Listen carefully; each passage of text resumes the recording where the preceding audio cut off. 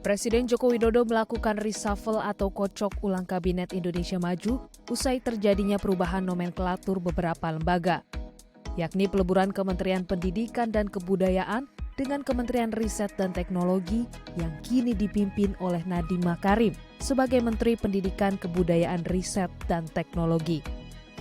Adapun pembentukan Kementerian Investasi kini resmi dipimpin oleh Bahlil Lahadalia yang juga menjabat sebagai Kepala Badan Koordinasi Penanaman Modal atau BKPM Indonesia. Selain melantik 2 pejabat negara sebagai pemimpin dalam 2 pos kementerian baru, Kepala Negara juga melantik Kepala Lembaga Ilmu Pengetahuan Indonesia, Laksana Trihandoko, sebagai Kepala Badan Riset dan Inovasi Nasional. Di hari yang sama, Presiden melantik Indrianto Seno Aji selaku anggota Dewan Pengawas Komisi Pemberantasan Korupsi. Demi Allah saya bersumpah. Demi Allah saya bersumpah. Bahwa saya akan setia kepada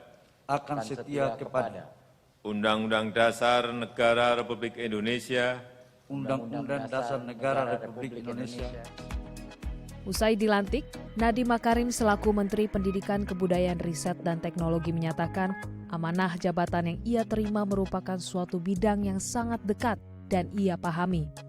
Bahkan, bidang riset dan teknologi merupakan bidang yang ia tekuni sebelum melakukan tugas dan memimpin Kementerian Pendidikan dan Kebudayaan. Nadiem berharap peleburan Kementerian Pendidikan, Kebudayaan, Riset, dan Teknologi akan semakin mempermudah kerjasama antara perguruan tinggi dengan industri. Kedepan, Nadiem juga akan semakin berfokus pada program Merdeka Belajar, bekerjasama dengan Badan Riset dan Inovasi Nasional untuk memaksimalkan kualitas dan transformasi perguruan tinggi dan mendorong dilakukannya berbagai riset maupun penelitian-penelitian melalui lembaga pendidikan. Kita ingin sekali begitu banyak, walaupun Tridharma dan penelitian universitas itu ada di bawahnya Kemendikbudristek, tetapi kami menginginkan sebanyak mungkin murid-murid kita, mahasiswa kita, dan dosen-dosen kita melakukan penelitian dan melakukan program-program seperti Kampus Merdeka di dalam badan-badan di bawah BRIN.